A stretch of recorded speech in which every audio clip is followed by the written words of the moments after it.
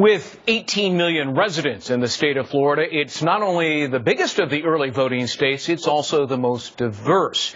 And by the way, it's a winner-take-all state in Tuesday's primary, so a lot of delegates are up for grabs. Voters there have been inundated with attack ads and, yes, attack rhetoric by the candidates themselves. So let's talk about that now with Leonard Curry, who is chairman of the Republican Party of Florida.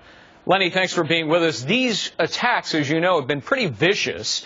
I mean, Gingrich accusing Romney of lying, Romney accusing Gingrich of being unethical, if not dishonest. Are the Republican candidates doing such damage to one another? It's only going to help President Obama's reelection. Well, I don't like the negative ads. I wish they'd stop.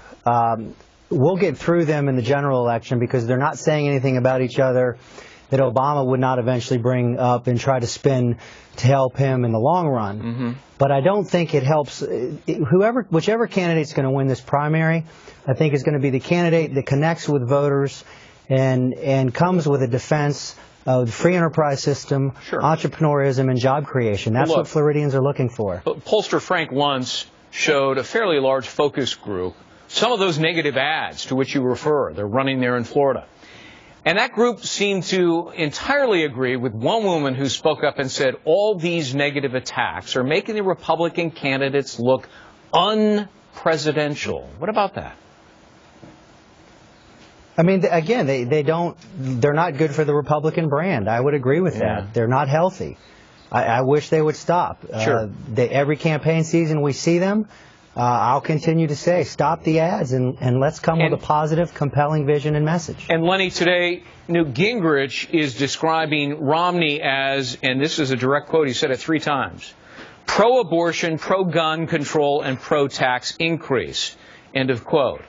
You know, as you know, Mr. Romney's current position on those 3 issues is just the opposite. So are you worried that voters are absorbing false information to the detriment of your party? So they're not only hurting their respective characters, but the voters are getting the wrong information. Well, look, again, this information, President Obama would have come up with these talking points with or without our candidates doing it to each other. What pains me the most in the negative campaigning and the negative advertising is the attacks on free enterprise and the attacks on how an individual earns a living. And frankly, it's gone both ways. Really? They haven't been just one-way attacks on Mr. Romney's, career in venture capitalism? We've also seen attacks on how Newt earned a living when he left the House. I mean, so it's gone both ways. Sure. In America, we stand for opportunity for people to use their skills to go out and live their dreams. That's what the Republican Party is supposed to stand for. Yeah.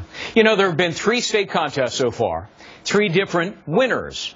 And as we mentioned, with a population of 18 million, Florida is bigger than all 3. Do you think your state will most likely identify the strongest candidate? Absolutely. The ability to compete in a state that has 10 major media markets, as large and as diverse as we are, both socioeconomic and ethnically, the strongest candidate will emerge from Florida, and I believe will likely go on with a head of steam ahead of them into the Super Tuesday. And I know you're not picking winners and losers here, so I'm not even going to go there. But your state has, as you know, a lot of Social Security recipients. Newt Gingrich has proposed letting the states take it over, allowing taxpayers to opt for individual retirement accounts instead of current system. Some have criticized it as unrealistic. How's it playing there among voters in Florida? Look, even when you talk about Social Security, and we have to reform Social Security, how are we going to fund it even when it's reformed? With a robust economy. Free enterprise works. I know it because I've lived it.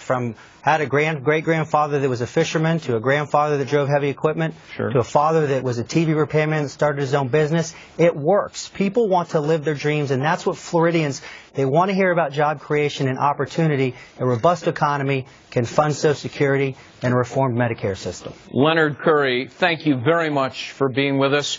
And best of luck to you. And the primary is only less than 48 hours away, so good luck to you. We'll be following it. Thanks.